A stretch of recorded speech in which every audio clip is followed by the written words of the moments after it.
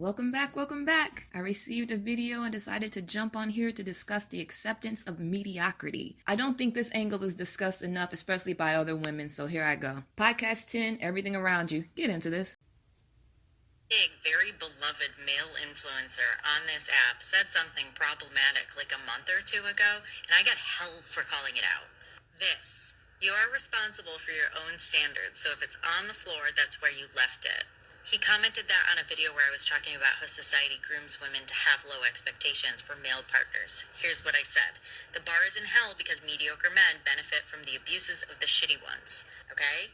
You are responsible for your own standards, so if it's on the floor, that's where you left it. Now, this other very beloved guy made a video about how you can make her life a little bit easier by folding your own damn laundry, putting your dirty laundry in the bin, washing your own dishes. And I said, cleaning up after yourself is not making her life easier unless it was making her life hard in the first place. This is why I do this.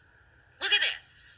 Do you realize how many men out there give zero fucks about how their female feels? Trust me, it's pretty good luck to find a man who will do the bare minimum to keep things easier than it would with any other man. My point exactly. How are these the good guys? How is it that the standard for a good guy is this low? The bar shouldn't be that we find men who just minimally inconvenience us. They should be enriching our lives. It should be partnership. It's not a favor for me when my husband does the family's laundry. It's not a favor for me when he reads the emails that come in from our kids' school. It's not a favor for me when he takes charge in getting the kids out the door in the morning, or making them breakfast, or getting their vitamins. You know how many men slow women down? Yeah, that's my fucking point. A good man empowers. A good man steps up. He participates.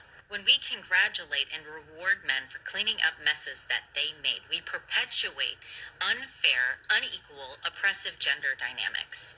Good men hear this feedback and they step up. Mediocre men think that cleaning up their own messes is something they should be applauded for.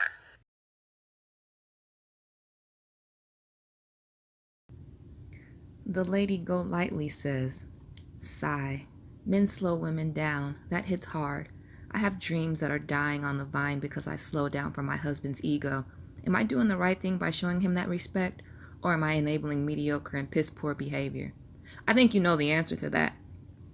Just the way that you worded it lets me know that you know the answer to that. I'm getting a little tired of women asking these stupid questions. It's like she tried to frame it as showing him respect, but you already said that you're doing things for his ego. Doing things for someone's ego is not a representation of showing them respect. It's disrespecting yourself and showing that you have low self-esteem and that you'll do anything to have a man. And then the question, am I enabling mediocre and piss poor behavior? That lets me know in the wording, you know exactly the answer to this stupid question. Moving on. Heather Arnita says, I hear so many women who talk about some pretty crappy things their partner does, but then in the next sentence they will say, well, I shouldn't complain because he's a nice guy. I just keep thinking, I don't think we know how to define nice guys. Bingo. I feel the same way. Like, so many women talk about good men. Oh, he's a good man. That's a good man. And even men say, oh, that's a good man. I don't think that we know what a good man is. Or maybe, I don't know, I often find myself saying, your idea of a good man isn't mine. And that's just the truth. A lot of the behaviors that we're aligning with the good man phrase, it just doesn't work for me. Like, that's just basic human decency most of the time. Like, that doesn't make you a good man or a good person. You know what I mean? Like, I wouldn't say because, I help my mom bring in groceries that I'm a good woman. Or because I go to work every day and come home and, I don't know, clean the kitchen, that makes me a good woman. That just makes me a regular human being, that just does regular human being decent things. That doesn't make you good. It's as if Cloud Goldeneye plucked this comment right out of my brain. She says, the funny thing is, when men live alone, as most do at some stage, they can cope perfectly well. It's just that they expect a woman, when they secure one, to take on all that stuff because they saw their mothers do it. I'm not even sure the latter is true because our dad drove us to school. He got us up in the mornings. He shared the night bottle feeds when we were babies. Sure, my mom did the cooking and laundry, but we had a massive garden, semi self-efficient, and dad ran that. And this was the 70s/80s. They knew what being partners meant. I have the same experience. So like my last relationship, and this is probably not just this particular thing that he did, but just the fact that this was his attitude about a lot of things is probably why it was my last relationship. He would constantly tell me that he was hungry always, and this happened several times a day, every day, and I really got sick of it. He knew perfectly well how to satisfy his hunger before he met me, but then all of a sudden, once he met me, he felt the need to nudge me about his hunger. I don't care. Like, you know how to feed yourself. You're not even a skinny guy. You know how to feed yourself. You know what restaurant you want to go to, all of that. Like, you don't need to badger me about your hunger 30 times a day. I don't like that. And then the same with my dad. Was my dad a fucking perfect person? Absolutely not. But he knew how to be a dad.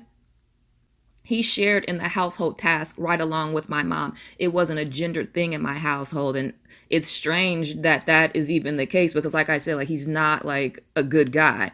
But he did cook. He did clean. He did do laundry. He did take us to school. Like, he did all of those things that men today, or even men back then, just lumped on their women. And I don't understand that.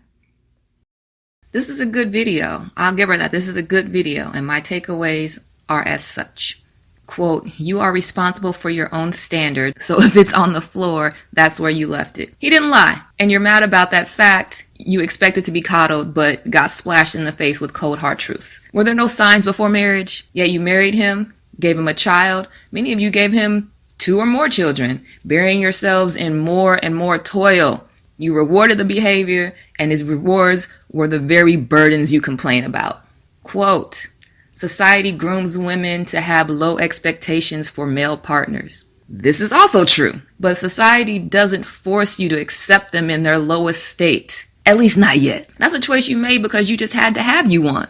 And now you're suffering post-decision dissonance. Society grooms us to be pick-me's, true indeed, but we still make a choice to be pick-me's. Quote, mediocre men benefit from the abuses of shitty ones. This is also true. You're saying a lot of things that are very, very true. I agree with everything that you're saying, but I agree with a lot of the things that these men are saying too. Who is giving them those benefits? I've chosen not to. Why couldn't or can't you? She mentioned something about you're not making her life easier by doing your part, so to speak. Again, you accepted this. Had you not accepted this arrangement, you'd have nothing to complain about. You literally signed up for this when you didn't immediately check it. If you did try to check it, the behavior remained the same, and you still gave him a partner and or children, that really is on you. If you gain weight, he's going to immediately check you on it and may even leave you or start cheating. Why don't you? The men who minimally inconvenience us certainly are not the good ones. You've convinced yourselves they are, though. If you're not willing to reject them and their behavior, you get what you get, to be honest. I mean, our species in general lacks character. We're going to do as little as we can get away with doing, especially if there's still going to be the same payoff. Think about yourself at work. Same deal. You're still curing these men's loneliness, still giving them children, still giving them a clean place to kick up their feet, still pitching in on the bills, still having sex with them. Why would they do more? Your attitude won't cut it. They don't care. They don't care about the silent treatment. They don't care about you yelling and screaming. They're not going to change. They're still getting what they want. You have to leave them, preferably leave them with the kids. Let them see what you go through firsthand and let them see where they were wrong. Best believe they're going to think you're very wrong for leaving all the child rearing responsibilities on them. So why should they think you should do it all? Plus tend to all of their responsibilities on top of that, cleaning up behind them and such. It's wrong. They know it's wrong. Talks won't change anything. You have to leave. This is the only thing they respond to. Peace.